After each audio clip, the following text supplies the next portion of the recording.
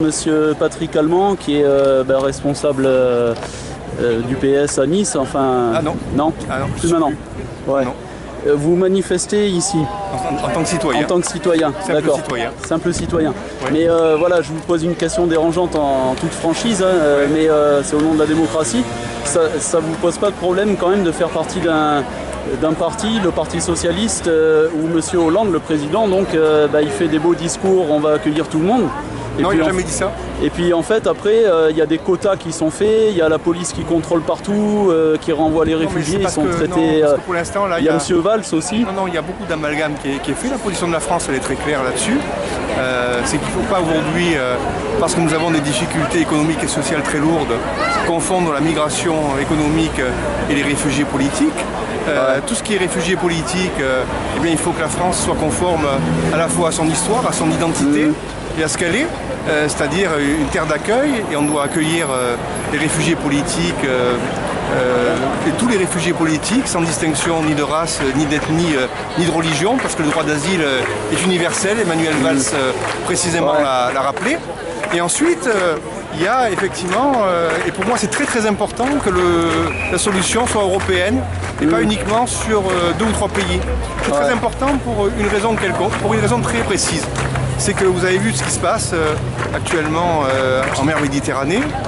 Il y a donc des réfugiés qui arrivent pratiquement tous les jours, à la fois sur la Grèce, à la fois sur l'Italie. Nos bateaux, y compris les bateaux français, sauvent des réfugiés tous les jours d'une mort certaine, et on ne leur demande pas leur carte d'identité quand ils tendent une main dans l'eau pour qu'on les sorte et qu'on arrive à les sauver de la noyade. Donc non, je crois que la France est à sa place, et l'affaire des répartitions est une affaire extrêmement importante, parce que lorsqu'on voit ce que peut être la tradition d'accueil dans les pays de l'Union européenne, très ancienne version, et l'interprétation qui en est faite dans certains pays de l'Europe de l'Est, je pense à ce que vous avez vu en Macédoine ou en Hongrie ou en Pologne par exemple, eh bien il faut qu'aujourd'hui se construise petit à petit, et cette crise des réfugiés va peut-être être un des éléments constructeurs d'une identité européenne, parce qu'il faut qu'on construise un corpus idéologique commun.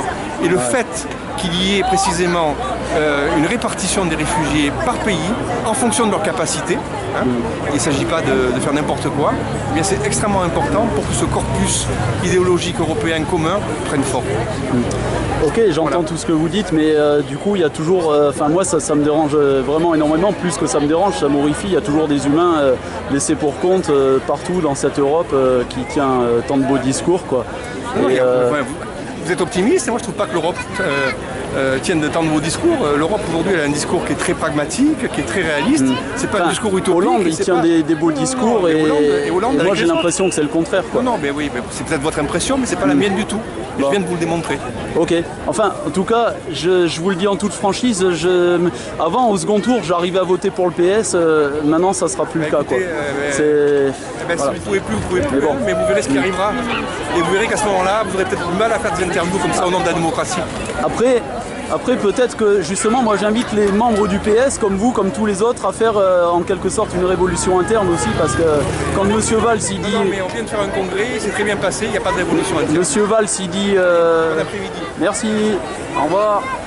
Et oui, je termine sans M. Allemand, tant pis, il n'a pas voulu parler jusqu'au bout, mais moi je vais parler parce que je ferme jamais ma gueule. Et il y a M. Valls qui a dit que les Roms avaient vocation à rentrer en Roumanie. Voilà. Bravo, vive l'humanité. Je suis bien sûr ironique, parce que pour moi c'est un véritable scandale d'entendre des choses pareilles. Et je n'aime pas que des membres du PS viennent du coup manifester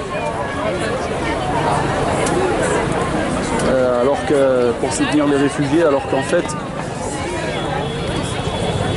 leur gouvernement ne les soutient pas du tout, quoi. Voilà, il y a un petit problème de cohérence là.